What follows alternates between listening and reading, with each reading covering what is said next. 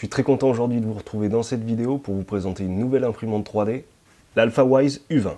Elle m'a été envoyée gratuitement par le site Gearbest, merci à eux. C'est super sympa de leur part, alors n'hésitez pas à regarder le lien dans la description. Vous pourrez découvrir tous leurs produits et jusqu'à présent, j'ai vraiment pas été déçu. Et je pense que s'il y a pas mal d'interactions avec leur site, il devrait y avoir quelques petites surprises et des petites choses à gagner peut-être. Mais ça, je vous en dis pas plus, checkez le lien et puis on verra ce qu'il advient. Je vous tiendrai au courant pour la suite. Alors pour ce qui est de l'imprimante, tout ce qu'il faut savoir, eh bien je vais vous le détailler dans cette vidéo.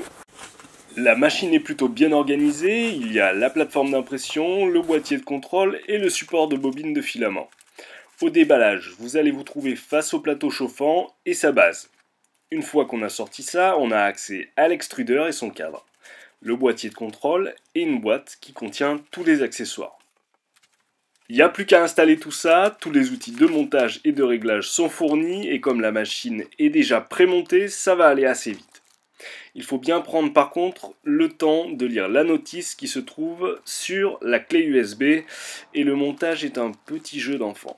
Pour ma part, j'ai fait un prémontage sans la notice et j'ai corrigé quelques erreurs après. Je vais y revenir en détail dans quelques secondes et vous donner les indications sur les connectiques surtout.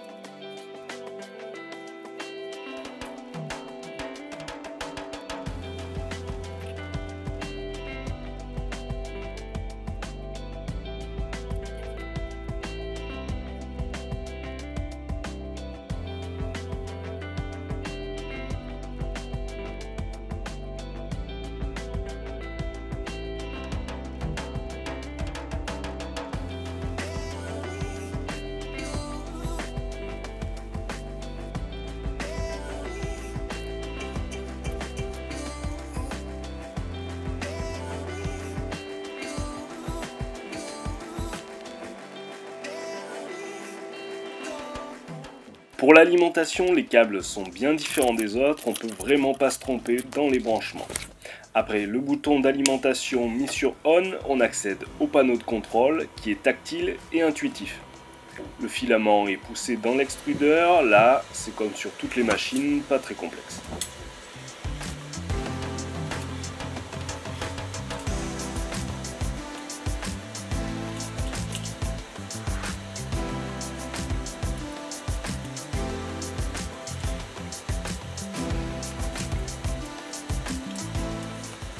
Donc par rapport à l'imprimante, quelques petites choses à dire.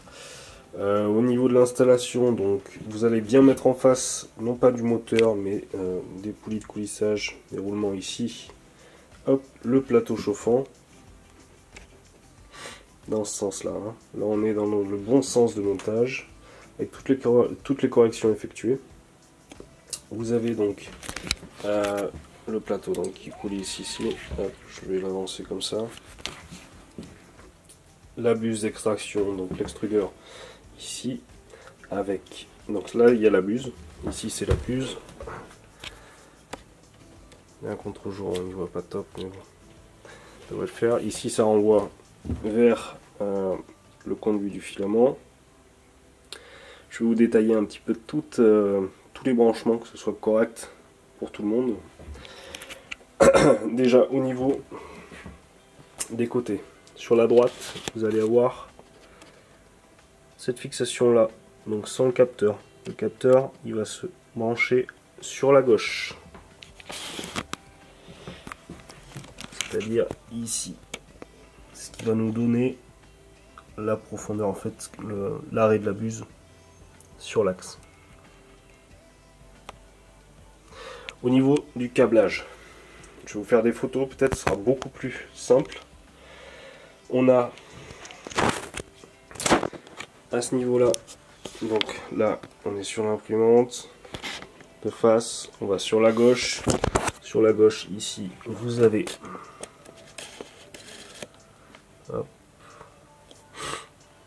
le moteur X ici, sur ce moteur là, avec juste ici, donc il faut aller le chercher derrière, le X-X.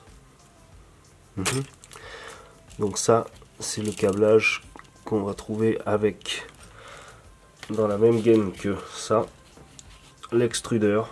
C'est-à-dire, on part là, hop, derrière ce que je vous montrais tout à l'heure. On a la buse ici, tac, le fil qui conduit de l'autre côté. Donc ici, on a E, E, c'est l'extrudeur, ici. Et on va avoir le moteur de l'extrudeur qui va se brancher juste en dessous. Voilà, moteur d'extrudeur ici. On a fini pour la première gaine. La deuxième gaine, elle va se partager. Donc vous la mettez au plus proche du sol, enfin du support.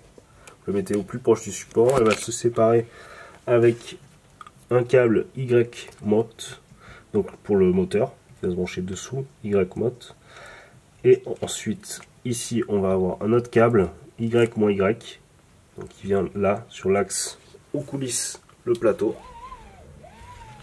Voilà. Et on a deux autres câbles. On a le moteur Z, donc Z, le moteur Z ici. Hop, moteur Z. Et après, on va avoir un deuxième câble qui va arriver ici et qui va être le fil Z-Z. Ok, donc le Z-Z va sur le T où il y a le capteur ici. Et le capteur, vous gourrez pas, moi je l'avais fait au départ, de le mettre vers l'extérieur. Ici, vous le mettez à l'intérieur. Et bien sur la partie gauche de l'imprimante.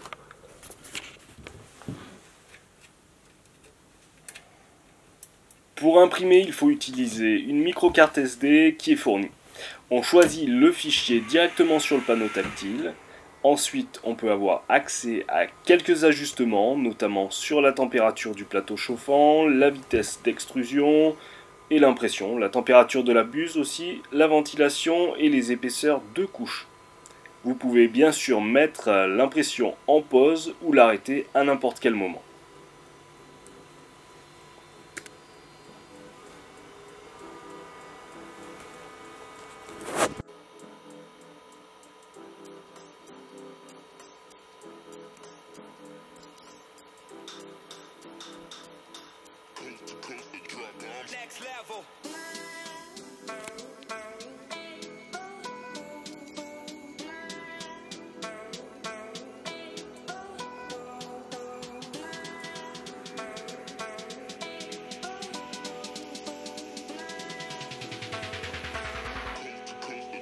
Pour nous rendre compte un petit peu de la qualité d'impression, j'ai imprimé un échantillon et je vous laisse vous rendre compte par vous-même.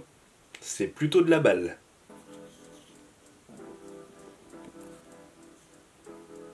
Alors, petite précision quant au fichier. Donc, votre fichier, vous allez le trimballer sur la carte SD. Donc, c'est une micro SD. Vous allez directement brancher donc dans le panneau de configuration et imprimer via l'interface LCD. Donc cette imprimante fonctionne avec du G-code, vous pouvez le générer avec Cura, il n'y a pas de problème là-dessus, puis le mettre sur la carte SD et puis il n'y aura pas de problème. Voici les principales données techniques de l'imprimante. Elle fonctionne aussi bien sous Mac, Windows ou Linux, ça il n'y a pas de souci. Une possibilité d'impression qui est quand même plutôt pas mal, 30 cm x 30 cm sur une hauteur de 40 cm. La buse, elle possède un petit diamètre de 0,4 mm. C'est très fin. L'épaisseur des couches de filament peut aller de 0,1 à 0,4 mm, ce qui peut faire des trucs très très fins, très très précis. Vous pourrez utiliser l'imprimante avec de l'ABS, du PLA, du carbone, bref, tous les filaments que vous pouvez trouver sur le marché.